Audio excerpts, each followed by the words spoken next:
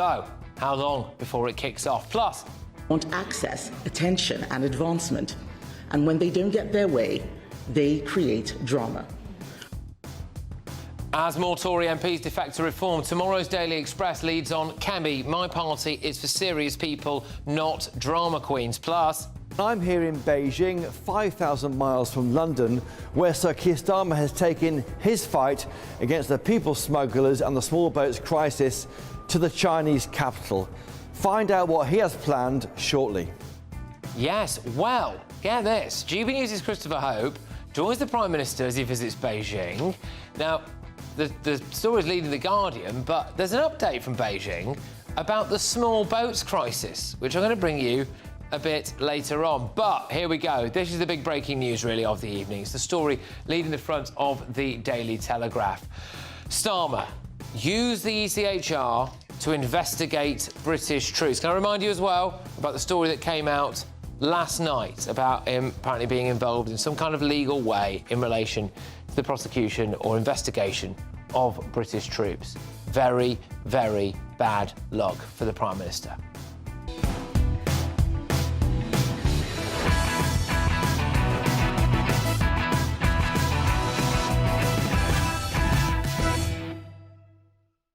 Joining us this evening is broadcasting royalty Christo Fufas. We have comedian and GB News contributor Steve N. Allen and journalist and broadcaster Nina Mishkar. But first, let's get that news with Sam Francis.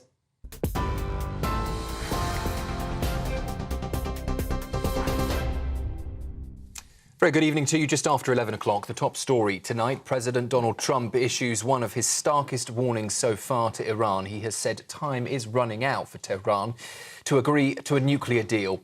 In a post on Truth Social, Mr. Trump said a massive armada of US warships is moving toward the region, describing the fleet as ready with speed and violence if necessary.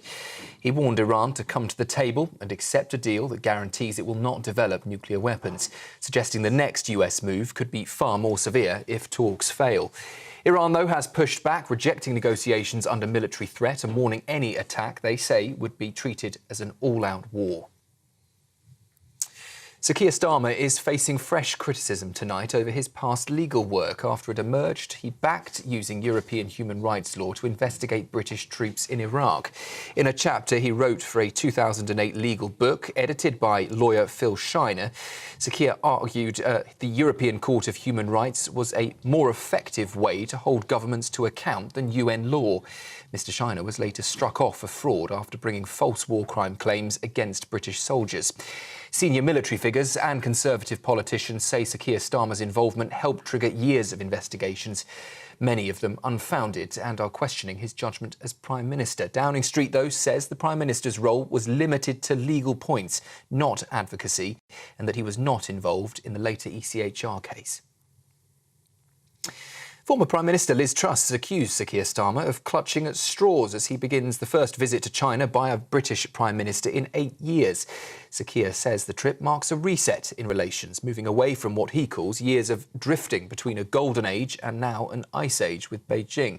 Downing Street insists the aim is hard-headed, consistent approaches, boosting trade, but still raising security and human rights concerns. But Liz Truss tonight, she said the Prime Minister is bowing to Beijing's agenda, not standing up to it. You cannot be Prime Minister, you cannot read the intelligence reports coming from our officials and not know that these people are a massive threat. He's desperate. He's the most unpopular Prime Minister in British history, and he's desperately clutching at straws for some positive news. Yeah. And the only person who's reached out is President Xi. A lot of the left get more worked up about Donald Trump than they do about what's going on in China. So I think he sees it as an easy way of trying to get some kind of credit. Liz Truss there speaking to us earlier tonight. Well, that is the latest from the GB Newsroom for now. More 9:30 tomorrow morning. Now, though, let's get back to Patrick.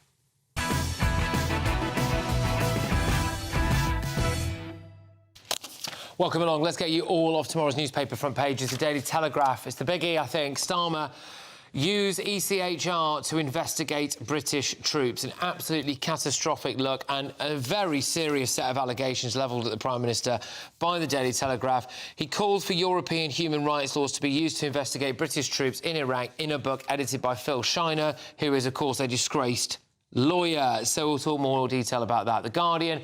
Time's running out, Trump tells the Ayatollah as the US armada heads towards Iran.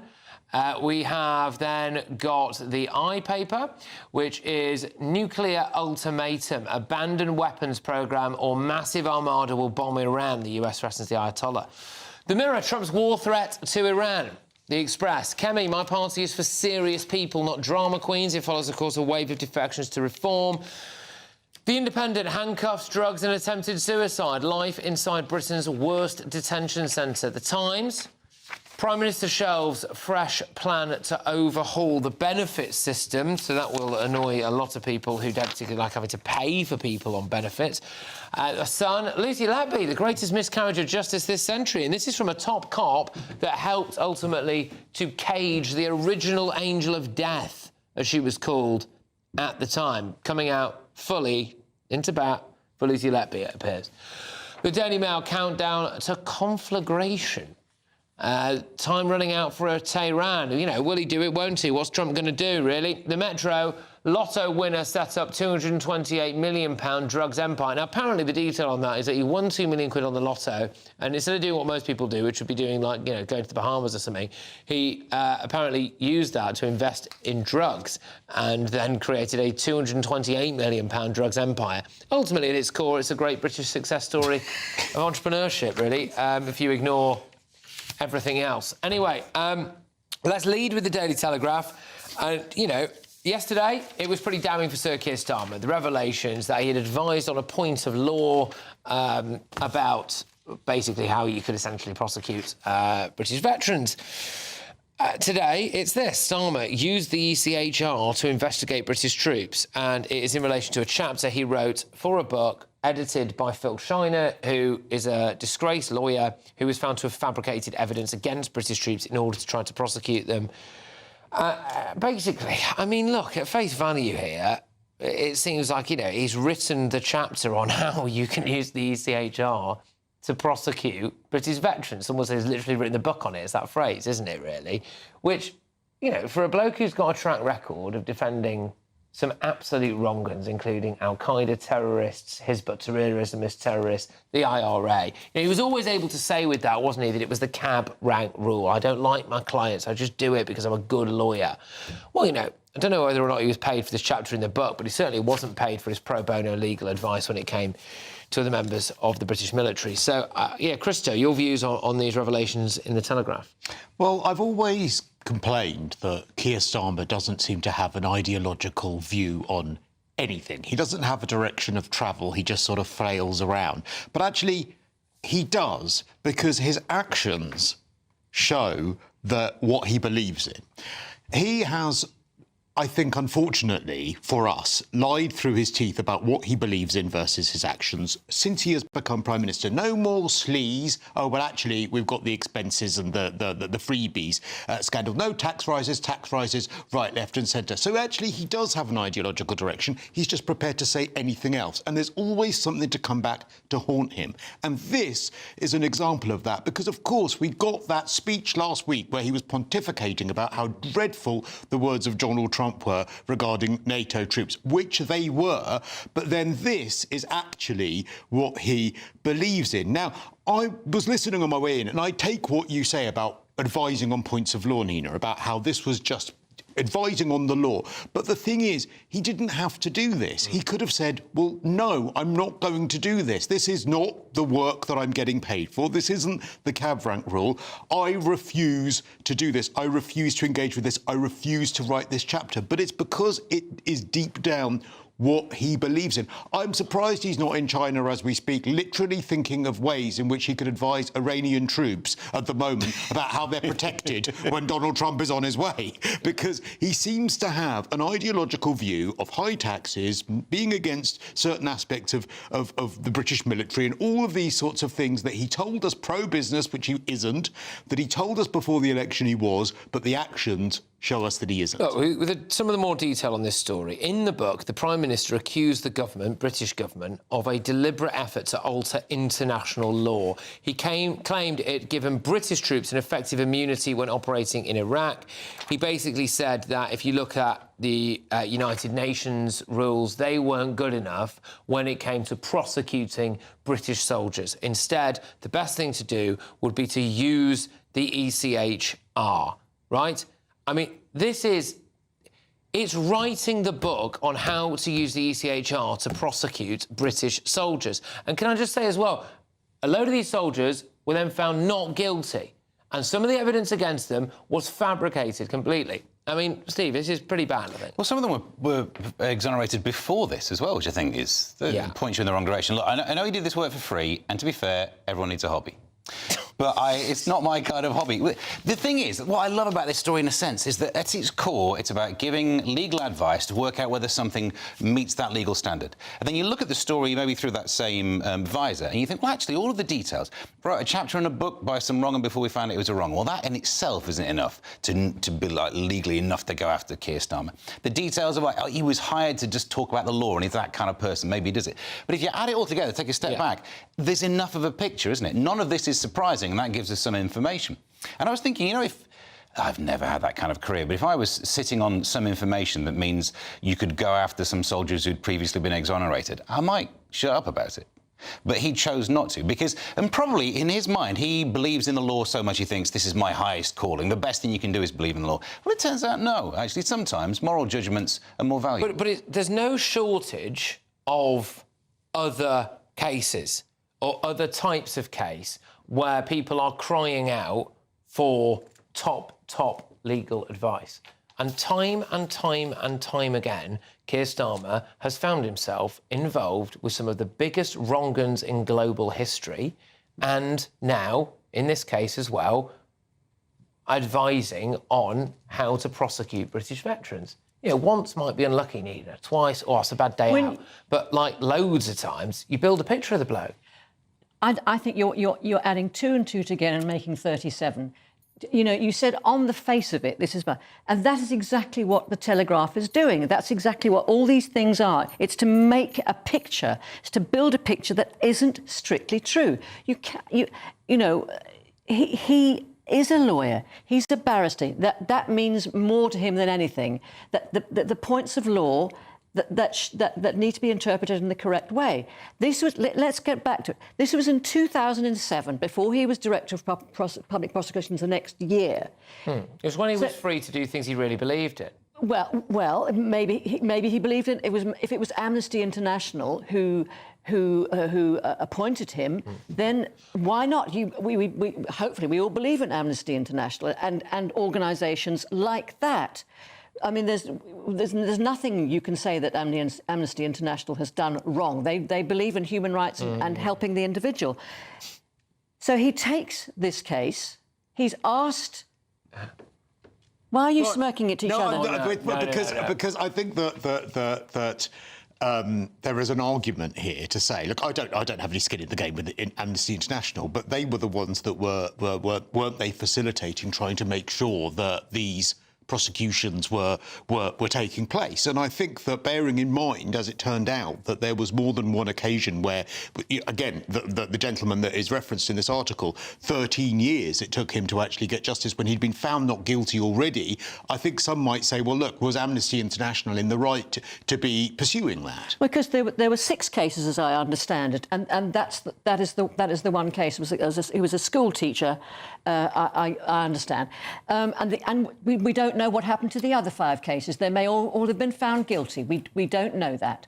But the thing is, what we're doing is adding up and making suppositions. He is perfectly entitled to be asked as a barrister to write a chapter in a book where a man we didn't know was going to be But do you not think struck it slightly off later? falls apart? So No, it doesn't. Yesterday, the line out of Downing Street, and they were very angry about this, was that, hey, he just independently was asked to give legal advice on behalf of interveners who were Amnesty International. Now, these are interested parties, OK? He didn't actually pursue this in the ECHR. We didn't do anything.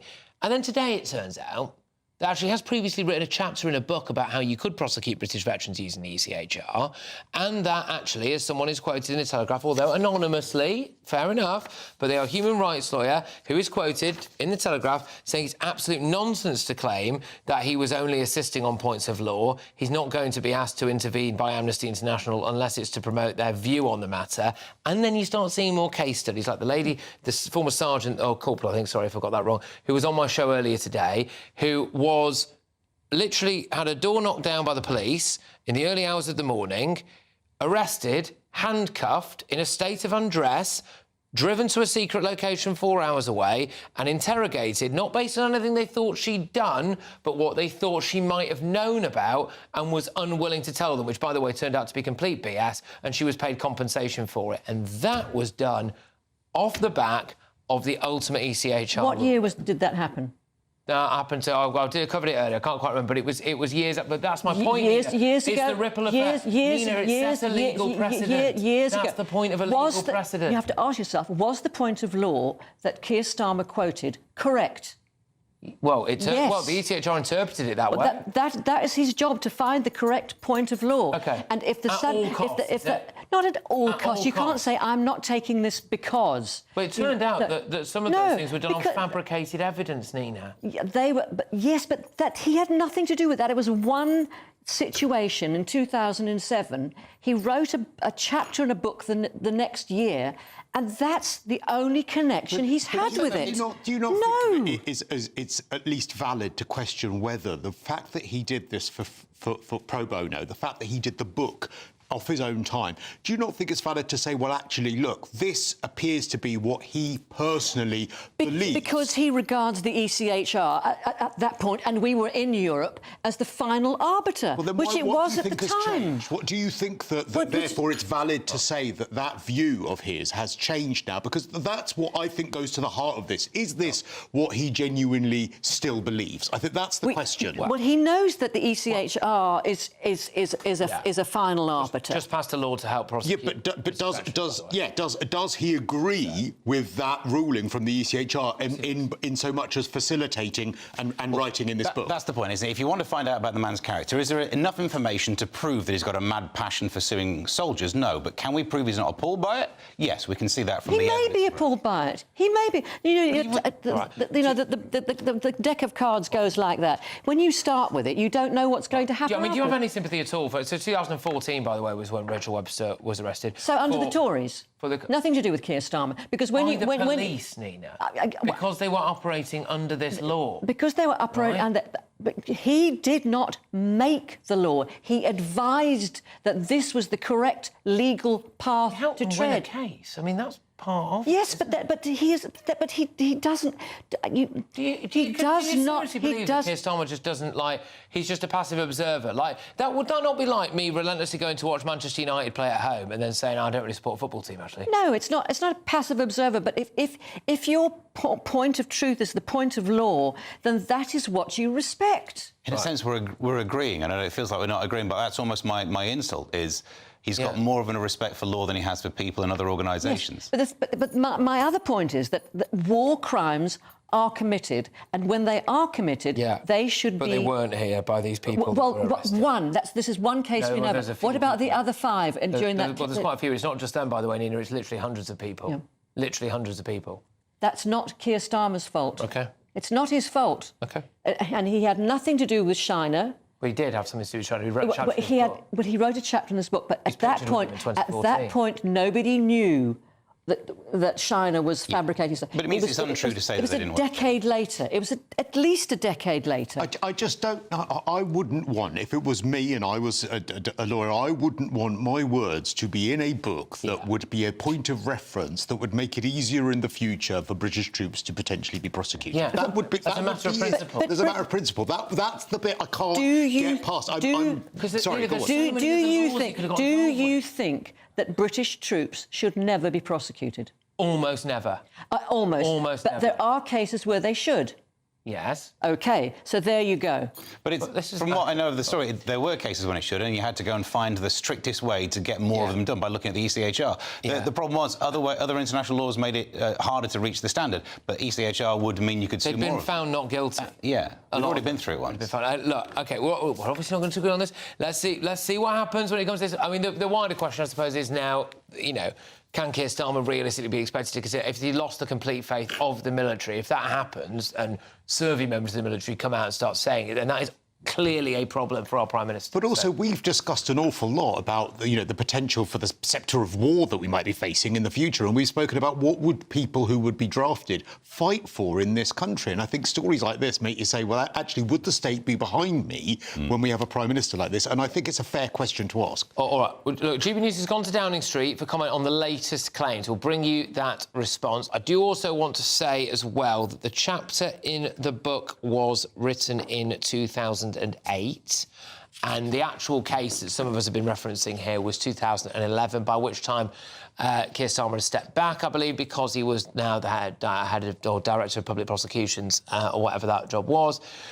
Previous Downing Street statements have said, as the Prime Minister made clear last week, he will never forget the courage, bravery and sacrifice made for the country by British servicemen and women. During his career, the Prime Minister has represented British soldiers who were killed in action and were wrongly accused. The Prime Minister did not represent the claimants in this case. He represented interveners, including the Law Society of England and Wales. The role of an intervener is to assist the court on points of law, not to advocate for either side. The Prime Minister was not involved in the subsequent case heard in the European Court of Human Rights. So they are saying that. Right, OK. We've got a lot more coming your way. I'm going to tell you how the PM could be on track to strike a new border security pact with China. Yes, this is a new story. It's a genuinely new story. Apparently, China can stop the small boats crisis. Do you believe that? That's next.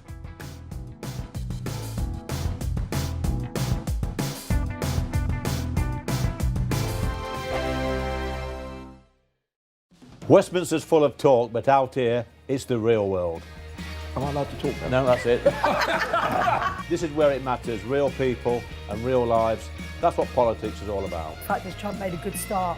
No. Straight answers, no spin, and just a couple of pints. How many fingers have I got up? About 10. So join me for Lee Anderson's Real World every Friday at 7 p.m, only on GB News. The People's Channel, Britain's news channel.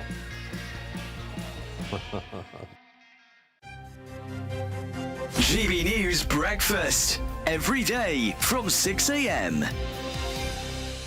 Purchase has divided the newsroom, shall we say. Has it divided it?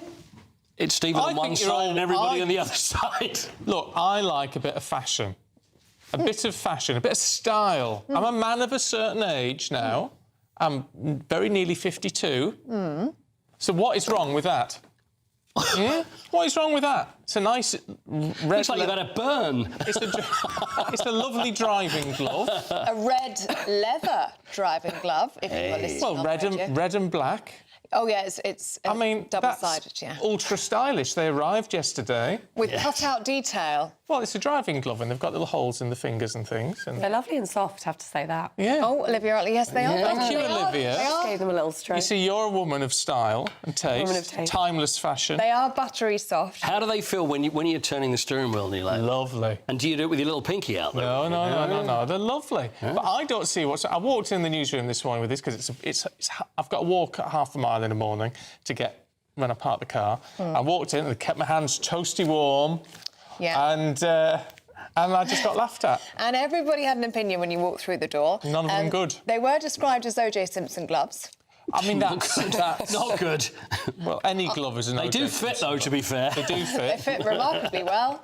I said they look like Cruella de Vil gloves. And you could get matching patent leather boots to match if you wanted to. What else was... Why have they got holes? I always wonder with driving gloves. What's the point in the holes in the fingers? Ventilation. Is it so you can move your fingers on the steering wheel? A lot of driving gloves are like sort of knitted on the top, aren't they? They are, yes. That beige knit with the leather on. But I like the full leather. GB News, the People's Channel. You want to know what's really going on in the corridors of power? Labour don't know what to do with you half the time, and that makes you quite lethal in the chamber. Get behind the headlines with Chopper's Political Podcast. Join me, Christopher Hope, as I sit down with the great and the good of British politics. We'll see where this ruling takes us. These are the stories shaping our nation. Chopper's political podcast, available now on all platforms. Listen in and stay ahead.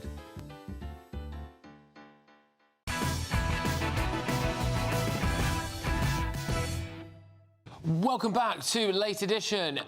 So, this is a new story for you, right? So, Sir Keir Starmer has arrived in China for a 3-day visit. Not that bit, we know about that. But it's marking the first time a British Prime Minister has been there in 8 years. Now, in Beijing, he's talking business with Chinese President Xi tomorrow, looking to strike deals to strengthen trade and, get this, increase UK border security. Right? No, you're not living in some kind of Orwellian film. Well, you might be, but this is what that's claiming, right? GBNews' political editor, Christopher Hope, has this report from Beijing. The visit by our Prime Minister, Sir Keir Starmer, to Beijing is stepping up a gear. He's due to meet with President Xi Jinping and his Premier Li Qiang later tomorrow in Beijing. And at the heart of that is a new deal on tackling the small boats crisis. The government tells us that 60% of the engines used to bring migrants across from France into the UK have Chinese supplied parts. And the UK and China have now agreed to try and squeeze that supply. It's the first time ever we've seen joint enforcement action between the UK and Chinese administrations. They want to tackle the increasing use of these so-called super dinghies carrying as many as 100 migrants across at any one time, with Chinese parts involved in constructing them. And that's why it's so important for the Prime Minister to try and drive home the idea that we can connect with China 5,000 miles away and use that to secure the borders back in the UK. The PM has told us this deal, he says, will help to cut off the supply of boats at source and stopping the risk of lives and stopping them being put at risk, of course, in the English Channel.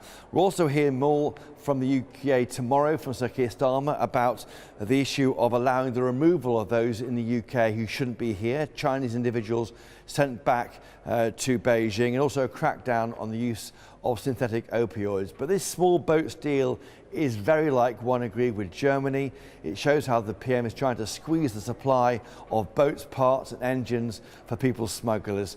It may work, but it's not working just yet. Christopher Hope for GB News here in Beijing. Thank you very much, Christopher. And let's be honest with you, he's having to do all these deals because he just doesn't really want to deport a load of illegal migrants, right? But do we think this is going to work? Do we think that cutting off engine supply of boats in China, assuming that the Chinese do it, is going to work?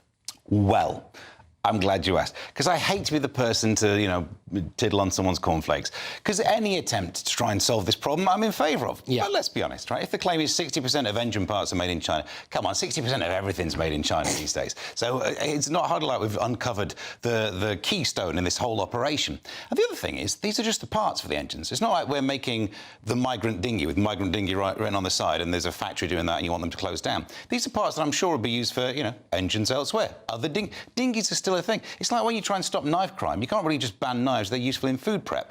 Dinghies also are things, engines are things. So I'm not incredibly sure you're better stop producing them to this level that would actually have any kind of an impact. Christo? I think I might be lost for words, actually. I think I might be speechless on this. No, I'm not.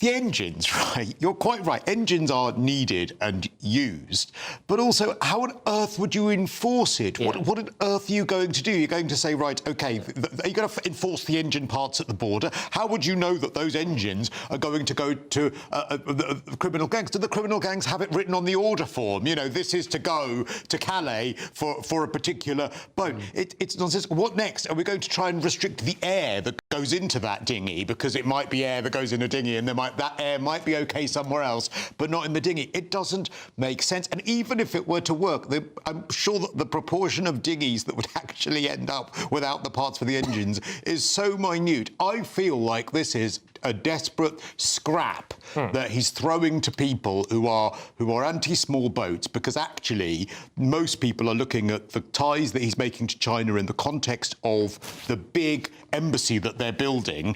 They're saying, what madness is this? Oh, I know, I'll throw out something about small boats. China, what do China do?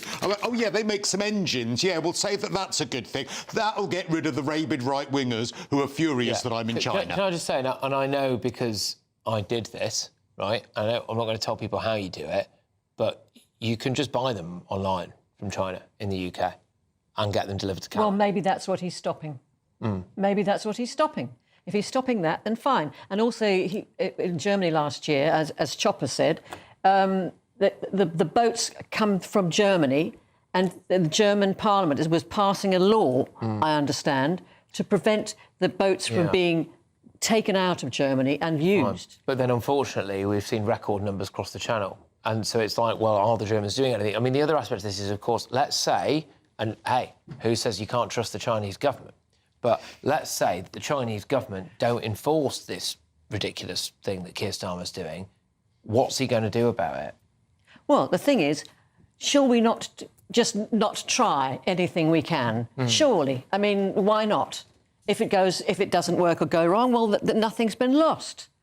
Nothing's been lost, but at least try. But no, I agree. That's why I don't like attacking every single attempt to solve this problem. But there are some of the solutions where you can say, come on, this looks like a silly idea. And this is very close to that. I think we can all agree with that. So, OK, they don't get the engines delivered to Calais. Maybe they get the engines delivered somewhere else. So, then they transport the engines to Calais. So what next? Are we going to then say, well, criminal genius. Some of the engines in the vehicles transporting them, some of those parts are made in China. So we'll ban all engines that come from China. I can't help but feel this is to try and stave off the criticism that he is cozying up to China at a time when we should be perhaps a bit more concerned about China, and so therefore he's throwing out a scrap to people who are concerned about small boats. It's in Chinese interests for this country to continue to be ruined by illegal immigration. Like, they are not a friend of ours, and we know that because of the way that they've behaved continuously. It's in their interest to try to destabilise the West. Why on earth would they carry on? Why would they do this? Why would they say, oh, go on then, we'll just stop it? And they're not going to, are they, I don't think? It's has always been a threat. It's not just a threat recently. It's been decades a threat, and it's never been taken seriously enough in this country or other countries. But they are the second biggest economy in the world. Our supposed greatest chums, the USA, but thanks to Trump, are not our greatest chums. So we have to establish some kind of decent working relationship with China. At the same time, bearing in mind that they are going to spy on us, and they are spying on us, and they have been spying on us for decades. And it makes me laugh to think that people are worried that the embassy is above the cables that pass through. It's not just the cables. They're spying on us in every other way. This is just a drop in the ocean. We just know that. What you're saying is we should go back to selling them opium. Is that what you're saying? Slow them down a bit. Yeah. No. Slow them down a bit. Where's that lotto winner drug lord? Perhaps this is it. Look, fantastic. We need to weaponise this guy, right? He's got a great entrepreneurial mind. But anyway. We've just come up with a better solution than Keir Starmer did in China. That's the problem. So this is it. So this is on the front of tomorrow's Daily Metro, right? Is it the Daily Metro? It's just the Metro, isn't it? Anyway, Lotto winner set up 228 million quid. We're not going to have time to go into all this now, but he won 2 million quid on the Lotto and used, instead of doing what most people do, which is like buy a house or something, he thought, screw that, I'm going to put this towards hard drugs. And I'm going to turn that 2 million quid into 228 million pounds. We think that, Starmer's taking business leaders with him, right? Maybe he should have taken this guy just to sell him a load of drugs, slow him down a bit. I think he should be prosecuted, but I also think he should get a one-to-one with Rachel Reeves to talk about how businesses need help. And then both those things need to happen. Dragon's Den, but a spin-off called Chasing the Dragon's Den. Get in. Well done. On that note, right, we mentioned Trump there. Well, it's all over tomorrow's newspaper front pages. Trump's armada. right there next to Iran. He says we're ready for violence. The Iranians say, come on then if you think you're hard enough, which America obviously are. So we'll wait and see what happens there. Trump versus the Ayatollah. But also, Kemi Badenoch is saying that my party is serious and not for drama queens. That's on the front of the Express. And The Sun have gone, well, they've run a story that just says that basically Lucy Levy's innocent and that it's the greatest miscarriage of justice ever. So we'll talk about that and more.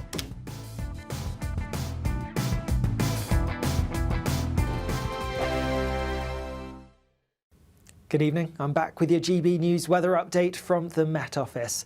Now, there's going to be some persistent rain pushing into the southwest again later tomorrow. But before all that, there's some mist, some fog, some murkiness to watch out for tonight. That's because there's a bit of a slack flow across the country. That slack flow leading to light winds, allowing for cloud to develop and then lower, bringing some mist, some fog and some murkiness for many places, particularly through the early hours of tomorrow morning. Towards the far northeast of the country, eastern Scotland in particular, quite wet here, some persistent rain, even some hill snow and showery outbreaks of rain towards the southwest. Temperatures for many won't be quite as low as they were last night, but nonetheless it could be a bit chilly, a touch of frost in some rural spots where we get any clear skies. Starting off tomorrow morning on a pretty damp note across much of northern and eastern Scotland. The rain's going to be a bit persistent at times, but not especially heavy, but we could see some further snow building up over the hills and mountains. Drier and brighter across western and southern parts of Scotland and towards the northeast of Northern Ireland, but some rain coming in from the south. And whilst across much of England and Wales it's going to be a largely dry start, it could also be quite cloudy, quite murky because of that mist and fog that's developing overnight. Then as we go through the day, not a huge amount changes for many. Lots of places staying largely dry but quite cloudy and murky. Further rain towards the far northeast of the UK, but it's in the southwest where we have rain pushing its way in, and this could be quite persistent, could be quite heavy, could cause some further flooding issues. Temperatures, well, similar to today really, around average for the time of year. More wet weather to come as we go through Friday. That band of rain pushes its way northeastwards, likely to see some impacts from the wet weather across Northern Ireland with some further flooding here and elsewhere. As that rain pushes its way further northwards, we could see some further hill snow as there's colder air across northern parts in particular. More changeable weather to come as we go through this weekend with some dry but bright weather at times, also a bit of rain. Decisions made in Washington aren't just shaping America, they're shaping Britain too. From migration to global security, from crime to health. Whatever happens in the White House today will be felt in your town or city tomorrow. That's why The Late Show is live from Washington, D.C. Cutting through the politics to show you what it all means for Britain. The Late Show live every night at midnight. Only on GB News, Britain's news channel. Westminster's full of talk, but out here, it's the real world. Am I allowed to talk now? No, that's it. This is where it matters, real people and real lives. That's what politics is all about. In fact, has Trump made a good start? No. Straight answers, no spin, and just a couple of pints. How many fingers have I got up? About 10. So join me for Lee Anderson's Real World every Friday at 7 p.m. only on GB News. The People's Channel, Britain's news channel.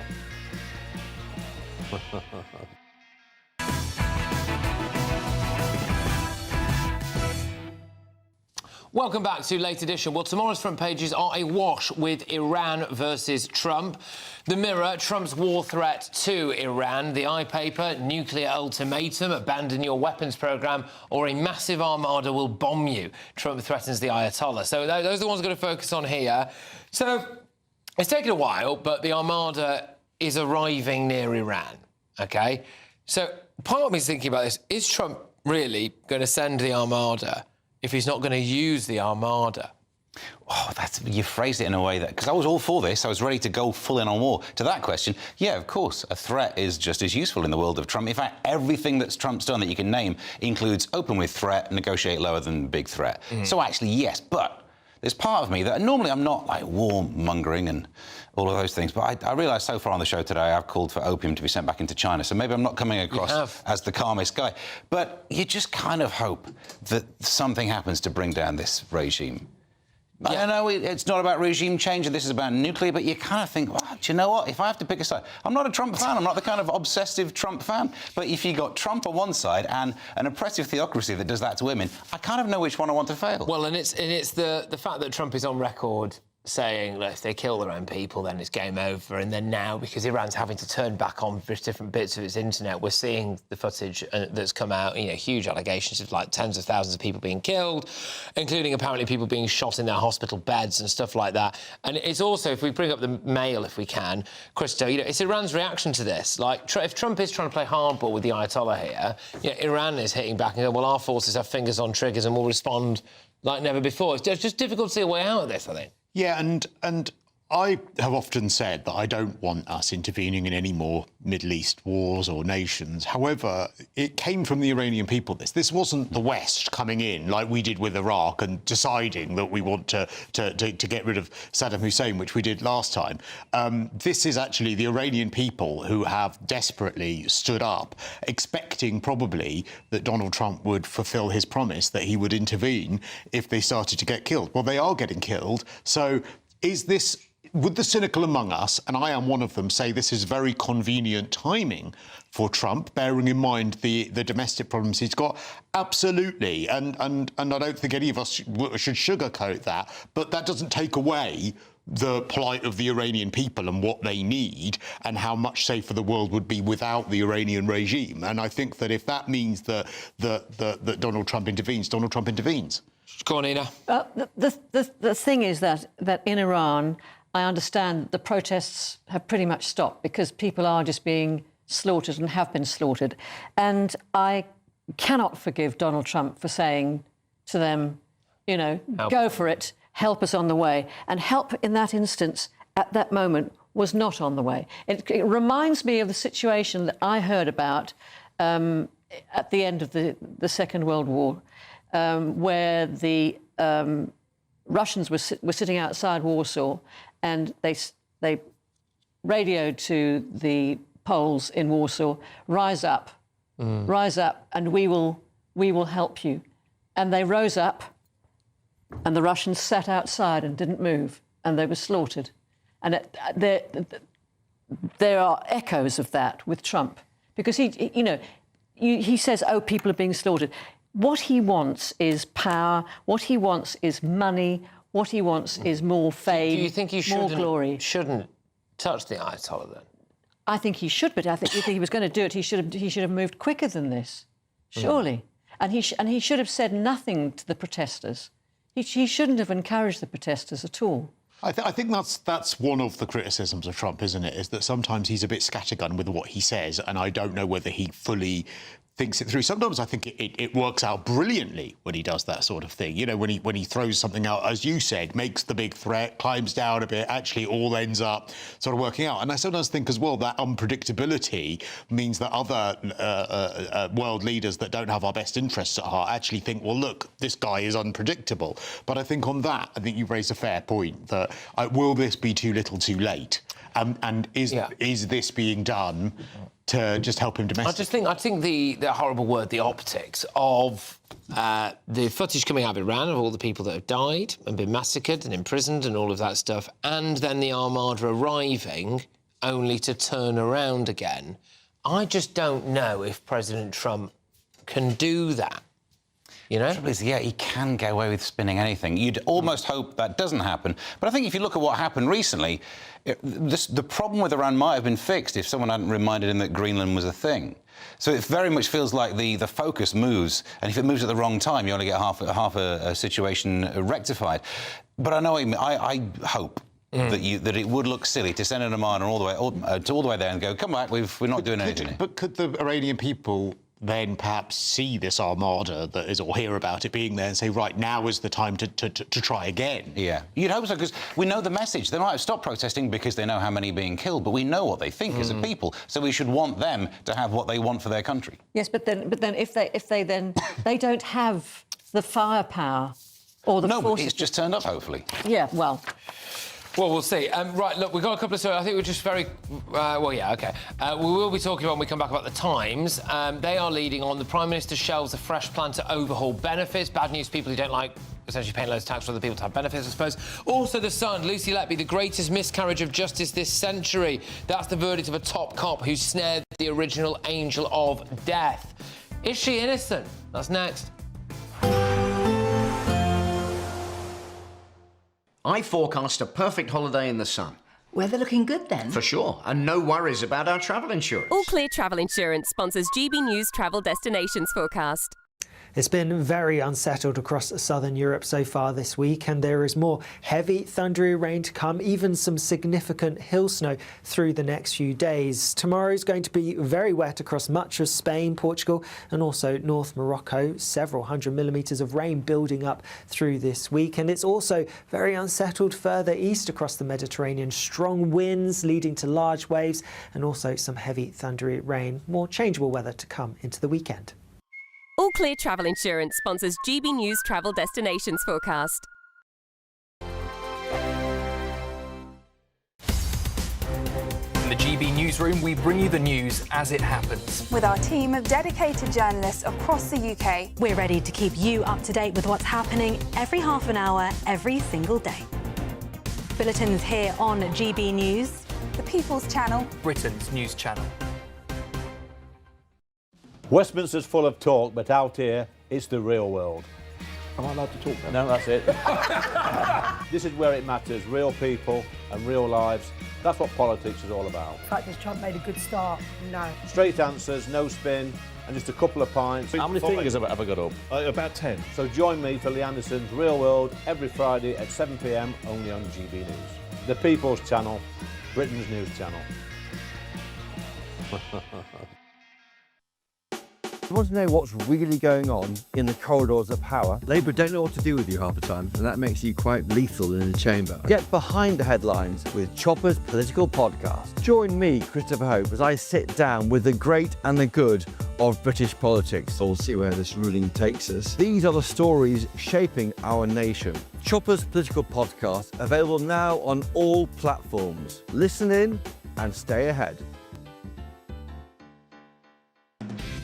Decisions made in Washington aren't just shaping America, they're shaping Britain too.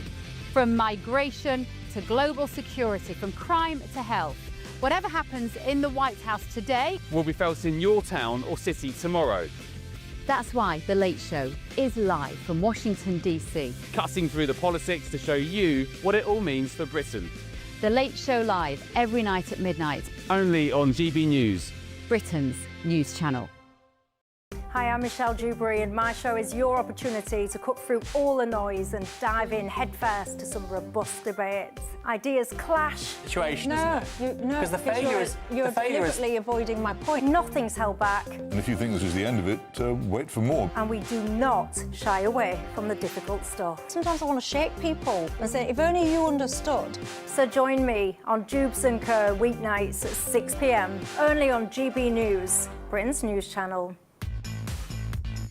5 hosts, 5 opinions, 5 fearless debates, 5 unfiltered takes on the day's news. 5 reasons not to be anywhere else on Saturday night. This is the Saturday 5. You got me. You got me good there. Britain's biggest Saturday night TV show. It's not a bad brand. Yeah. Uncensored. Very, very racy tonight on the unpredictable. What does she say? Can you translate it for us? And always entertaining. And how can a country go from being led by William Wallace Saturday nights from 6 p.m. only on GB News, the People's Channel. Britain's news channel. You're going to want to stay tuned, trust me.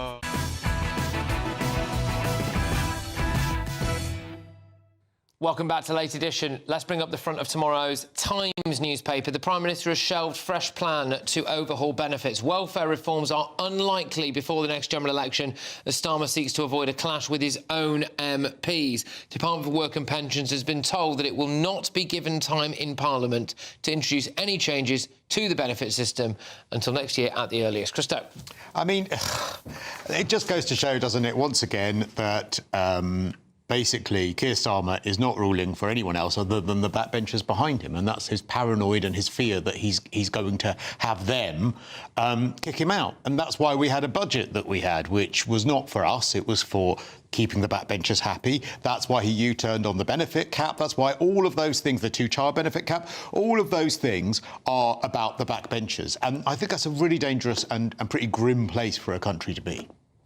Yeah, welfare reform phase 1, when that collapsed, that was it. It was game over then, wasn't it? We knew that they were steered by the back. And it is such a shame, because on so many reasons. There's only one government that could ever get away with reforming welfare, and it's going to be a Labour government. Otherwise, you'd be vilified for being cruel. The one that could get away with it, if you do it right, Rachel Reeves, before this era, back in the Ed Miliband running of Labour days, was making the right noises, talking about reforming it so that people actually get to work, the kind of changes you want. And this is what I always say. If you love the idea of a welfare state, you should be wanting reform.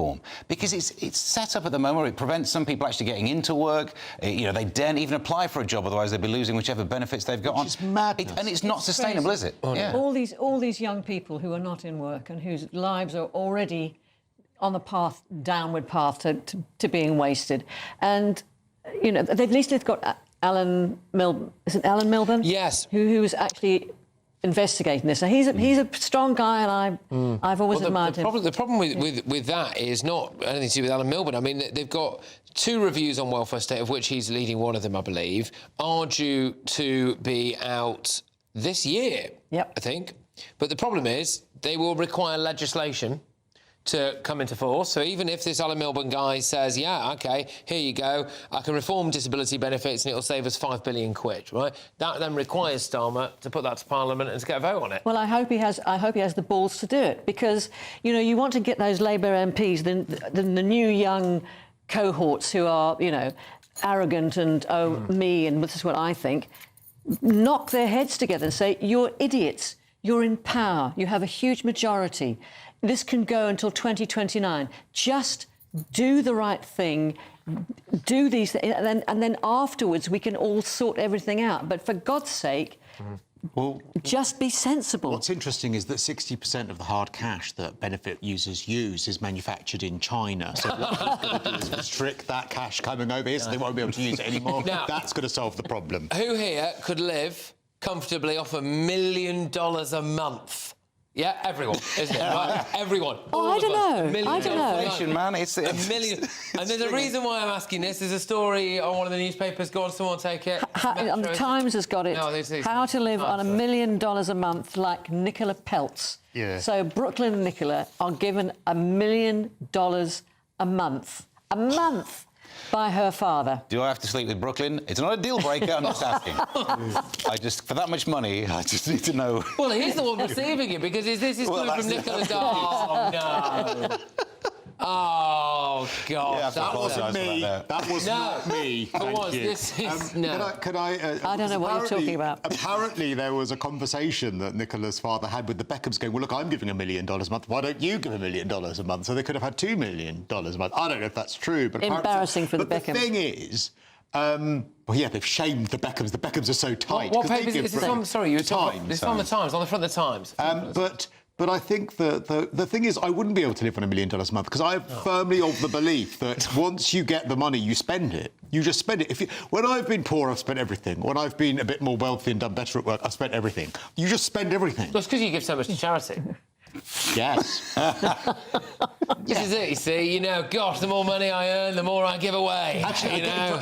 Dog rescue charities, I do. Sometimes when my partner is literally like, you've got to stop, because those are the ones I do give a lot of money to, because I'm a muck. My mum Not a mutt. My mum went through a phase of buying people Christmas presents that were things like, you just bought a goat for an African family in How many goats do they need? Well, you've got no proof of the goat. Right? Like, I don't know if you've done that. Oh, well done, you've bought you'll get the for certificate, people. though, won't you? You get a certificate, and it's like, and you're going to have done. it framed. You've bought bees for this family in rural Kenya, and it's like, have we? Or adopt an animal in London Zoo. That's another one. I was. You didn't like it then? No, I just thought there's no proof there, you know? It was like... Well, you could go out to Africa and visit the goat. And find the goat. Recognise the goat. I'm telling you now, so I once adopted a dog in a rescue centre in the UK, and then I rang the rescue centre to say I want to go and visit the dog, and they knew which dog I was calling about before they took my name, because that dog had hundreds of sponsors. That dog was a slut. And basically, that dog had so many sponsors, and I was like, well, I'm not the sponsor of that dog. Everyone's the sponsor of that dog, and so I stopped my sponsorship. Oh, really? Yes, I was like, no, I'm supposed to be looking after that dog. I'm giving money every month for that dog, but everyone's giving money for that dog. Yeah. I mean, the thing is, so just to get back to the actual story, so apparently Nicola Peltz gets $1 million a month from her dad, which, I mean, look, like, fair enough, he's got the money. He's got the money, why not? Why Yeah. not? I mean, and Brooklyn is not going to make it with his recipes and cooking and, you know, bless him, or his photography. So something's got to happen. Well, he said that she's the hardest working woman that he has ever met. He's not met many, though. That's Yes, mother is the precedent, and she only had 2 lines at the Spice Girls, at each Spice Girls All song. right, OK, right. Am I doing a paper roundup or go straight to bed? Yes, we are. The Daily Telegraph. Starmer used ECHR to investigate British troops. Another story is going to blow up tomorrow, no doubt. The Express. Kemi, my party is for serious people and not drama queens. The Guardian. Time is running out, Trump says, as US armada head towards Iran. The Independent. Handcuffs, drugs and attempted suicide. Life inside Britain's worst detention centre. The Times. PM shelves fresh plan to overhaul benefits. The Metro. Lotto winner set up £228 million drugs empire. The Sun. Lucy Letby, the greatest miscarriage of justice this century, from the top copy prosecuted or helped prosecute the original angel of death, as it were. The Daily Mail. Countdown to conflagration. And that is time running out for Tehran. Trump obviously has got the armada on the way. Right, thank you very much to my wonderful panel. I've really appreciated your input tonight. A variety of different views. Thank you, most importantly, though, to everyone who's watched and listened and tuned in. We appreciate you greatly. Let's go to Bev Turner with The Late Show Live. Thank you, Patrick. Thank you very much for joining me. We've got quite an international show tonight. Marco Rubio has been talking about Venezuela today. He's been testifying. What did he say? We're also looking at the latest developments on Chagos. Don't miss it. It's the final week to see how you can become our biggest cash prize winner to date, as there's a simply stunning £85,000 in tax-free cash to be won. Go on that dream holiday, buy that brand new car, or just relax in the knowledge that the rest of the year could be on us. But you have to hurry, as lines close on Friday the 30th of January. For another chance to win £85,000 cash, text cash to 63225. One entry costs £2.50 plus one standard network rate message, or text bonus to 63225. 5 entries cost £5 plus one standard network rate message. Go to gbnews.com/win. Entries start at £2.50. Call 0903 686 3232. Calls cost £2.50 plus your network access charge, or post your name and number to GB18 PO Box 8690 Derby DE1 9TT. UK only. Entrance must be 18 or over. Lines close at 4 p.m. on the 30th of January. Please check the closing time if listening or watching on demand. Good luck. Westminster's full of talk, but out here, it's the real world. Am I allowed to talk now? No, that's it. This is where it matters. Real people and real lives. That's what politics is all about. In fact, has Trump made a good start? No. Straight answers, no spin, and just a couple of pints. How many fingers have I got up? About 10. So join me for Lee Anderson's Real World every Friday at 7 p.m. only on GB News. The People's Channel, Britain's news channel. You want to know what's really going on in the corridors of power? Labour don't know what to do with you half the time, and that makes you quite lethal in the chamber. Get behind the headlines with Chopper's Political Podcast. Join me, Christopher Hope, as I sit down with the great and the good of British politics. We'll see where this ruling takes us. These are the stories shaping our nation. Chopper's Political Podcast, available now on all platforms. Listen in and stay ahead. Decisions made in Washington aren't just shaping America, they're shaping Britain too. From migration to global security, from crime to health. Whatever happens in the White House today will be felt in your town or city tomorrow. That's why The Late Show is live from Washington, D.C. Cutting through the politics to show you what it all means for Britain. The Late Show live every night at midnight. Only on GB News, Britain's news channel. Mornings don't have to be tiresome, especially if you have the right company. Wake up to news as it happens, opinion and debate, and of course, a little bit of entertainment too. Because when the kettle's on, we're on. That's Breakfast on GB News, a show worth waking up for. Every morning from 6 a.m. Only on the People's Channel, Britain's news channel. We'll spread the news, you spread the word.